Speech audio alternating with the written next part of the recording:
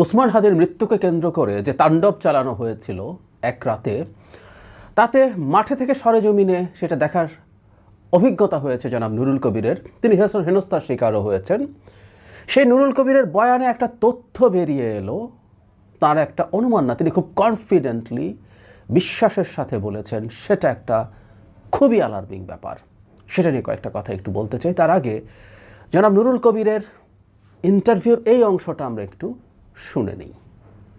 আমি যেই সময় থেকে এই ঘটনার সঙ্গে ইনভলভ হয়েছি, তারপর থেকে এই ছেলে মেয়েদের মুক্তি লাভ পর্যন্ত আমি যা যা দেখেছি, তাতে আমার একটা প্রথম দিকে যে যাদের সঙ্গে মন্ত্রীদের সঙ্গে কথা বলছিলাম, অপরাপর রাষ্ট্রের বিভিন্ন সংশ্লিষ্ট কর্মকর্তাদের সঙ্গে কথা বলছিলাম, তাদের প্রথম কথার সময় যে আন্তরিকতা আছে বলে আমার মনে হয়েছিল, কিন্তু 2.5 ঘন্টা ওইখানে থাকবার কারণে আমি আপনাকে পরিষ্কার করে বলতে পারি বিবেকসম্মতভাবে পুরো ঘটনাটা তারপর সঙ্গে আমার অভিজ্ঞতা এবং এর পূর্ববর্তী সময়ের ঘটনা শুনে সরকারের কোনো না কোনো অংশ কিংবা গোটা সরকার এই ঘটনাটা ঘটতে দিয়েছে।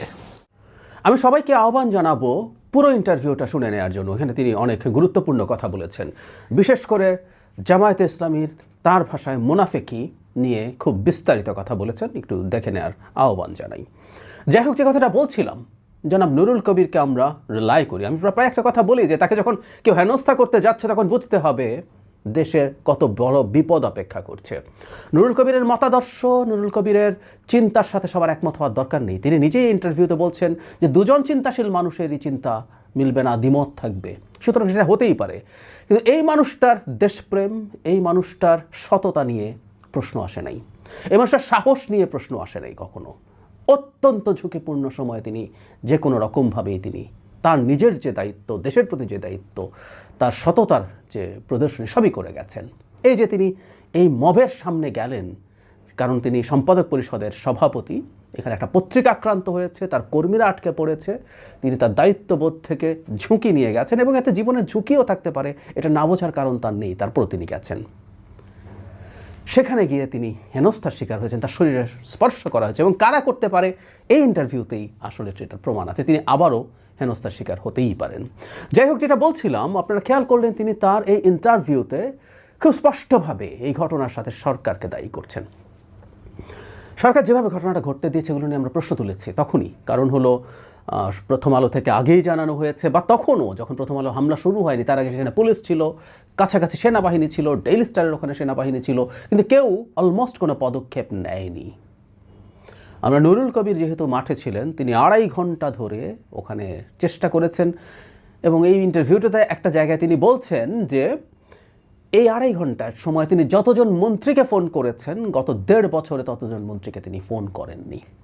এই প্রেক্ষাপটটা তার তৈরি হয়েছে। সো এই অবস্থায় দাঁড়িয়ে তিনি কথা বলছেন এবং তিনি নিশ্চিত সরকারের একটা অংশ অথবা পুরো সরকার এই ঘটনাটা ঘটতে দিয়েছে। আমরা হালকা ব্যাপারটা, ছোট ব্যাপারটা ধরি যে সরকারের একটা অংশ এটা ঘটতে দিয়েছে, তাহলে ব্যাপারটা কেমন দাঁড়ালো? বিভৎস, বিভৎস। আর পুরো সরকার হলে তো কথাই নেই। আমরা দীর্ঘদিন থেকে এটা জানি যে সরকারের একটা অংশ নির্বাচন পেছাতে চায়। তারা জামাতে ইসলামী এবং ফার রাইটদের সাথে পর্যন্ত অ্যালাইন্ড হয়ে দেশে একটা অ্যানার্কি তৈরি করে নির্বাচন ভণ্ডুল করতে চায়, ক্ষমতা প্রলম্বিত করতে চায় এবং প্রয়োজনে একটা সকল বিপ্লবী সরকার বানাতে চায়। এটা আমরা দেখেছি। সেটুকুও যদি এখনও কার্যকর থাকে, এটা খুবই খুবই ভয়ঙ্কর তথ্য এবং সেটা কার্যকর থাকা ইটসেলফ প্রমাণ করে যে সরকার অ্যাজ এ হোল নিষ্ক্রিয়তার দোষে অন্তত দুষ্ট। আমি আবারও বলি, ধরে নিলাম একটা ছোট গ্রুপ, এই গ্রুপটা কারা, এটা নিয়ে প্রচুর কথাবার্তা আসলে সামাজিক মাধ্যমে হয়। তারা যদি এখনও সেই ধরনের চিন্তা করে, তারা এখনও যদি সরকারকে সেভাবে সক্রিয় হতে না দেয়, তাহলেও আসলে পুরো সরকার দায়ী আমরা ধরে নিতে পারি। কারণ যে সরকার, ডক্টর ইউনূসের নেতৃত্বাধীন অংশ যদি নির্বাচনের ব্যাপারে সিনসিয়ার হয়ে থাকে, তাহলে ওই অংশটাকে তো নিউট্রাল করার কথা ছিল, প্রয়োজনে তাকে বের করে দেওয়া উচিত ক্যাবিনেট থেকে। সেটা তো করা হচ্ছে না। তাহলে নিষ্ক্রিয়তার কারণে হলেও অন্তত আমরা এই সরকারকেও এর সাথে অ্যালাইন্ড হিসাবে দেখতে চাই। খুবই খুবই অ্যালার্মিং কথা। আমরা এই ঘটনার পরপরই বলেছিলাম স্বরাষ্ট্র উপদেষ্টা, ওখানকার যিনি বিশেষ সহকারী আছেন, নুরুল কবিরও তার কথা বলেছেন, খোদা বক্সের কথা। আমি মনে করি পুরো সেট, সচিব, আইজিপি সবাইকে ওখান থেকে আসলে সরিয়ে দেয়া খুবই জরুরি ছিল সরকার যদি লিস্ট তার সদিচ্ছার প্রমাণ দেখাতে চাইত, কিন্তু করেনি সেটা। সুতরাং আমি মনে করি সবাইকে সতর্ক হতে হবে, আমাদের নাগরিকদেরকে সতর্ক হতে হবে, এবং বিশেষ করে বিএনপিকে, যার সবচেয়ে বড় রাজনৈতিক শক্তি আছে দেশকে নিয়ে, এই খেলার পথে বিএনপিকে প্রয়োজনে রাজনৈতিকভাবে বাধা সৃষ্টি করতে হবে, চাপ তৈরি করতে হবে। আমরা সত্যিকার অর্থেই খুব বড় বিপদের মধ্যে আছি এবং আমাদের প্রচুর শোরগোল আসলে সরকারের প্রতি করে যেতে হবে, কারণ এরকম ঘটনা যখন এভাবে ঘটতে পারে, মানে ঘটে শুধু যাওয়া না, এরপরও কোনো ব্যবস্থা নেওয়া হয় নাই। প্রচুর ছবি আছে, তারা ওখানে গেছে, কি করেছে, ভিডিওর মধ্যে দিয়ে লোকজন কথা বলেছে ক্যামেরার সামনে এসে, কাউকে গ্রেফতারের কোনো খবর নেই।